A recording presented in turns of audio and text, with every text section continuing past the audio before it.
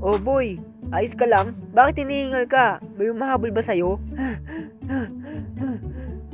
Opo, yung aso po dun sa may palikong kalsada.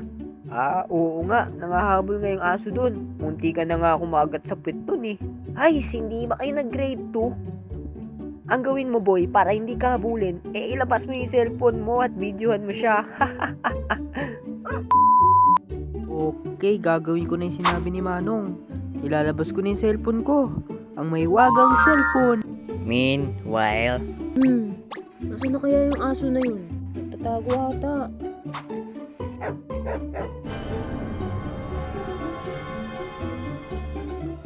Oh, wag kang gagalaw. Diyan ka lang. Naka-video ka. Sige, pag kinagat mo ako, ipopost ko to sa FB. Tapos makikita ni chairman. Tapos kukunin ka, gagawin kang adobong aso. Sige. Mama aso! Kwentong aso. Subscribe. Andiyan pala kayo. Kakatapos ko lang kasi mag-animate. About sa mga aso. Kinagat na ba kayo ng aso?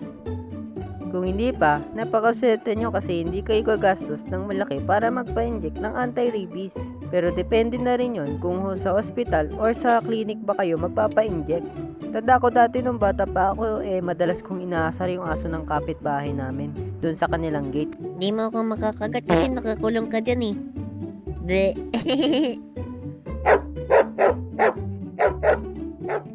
Kaya nung nakawala yung aso nila at saktong bibili si kuya ng tubig kasama ako, kaagad nilapan ng aso yung binti ko. Anong gagawin ko?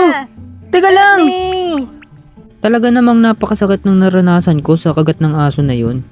Pero buti na lang, agad sumaklolo yung amo ng aso. At siya na daw bahala sa pagpapagamot sa akin. Pasaway ka talagang aso ka. O siya, ako na bahala sa pagpapagamot sa kapatid mo. At saka tara, pasok kayo sa bahay ko, linisin natin yung sugat ng kapatid mo. Sige po. Shout out sa may-ari ng aso, lifesaver ko ng buhay ko. Pag nagat kayo ng aso, magpakonsulta kayo agad sa doktor para alam nyo ang gagawin nyo. Kaya mag-iingat kayo. Okay sir, tapos na. I-injectionan na po kita.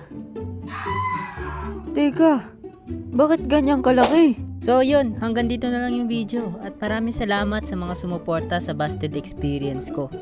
Maraming salamat sa inyo talaga. Lalo na po doon sa mga nag-subscribe. Maraming salamat po sa inyo. At kung umabot ka naman sa part na ito, wag mo nang kalimutang mag-like at mag-subscribe. At pindutin mo na rin yung notification bell para lagi kang updated sa mga latest animation ko. At syempre, shoutout na tayo!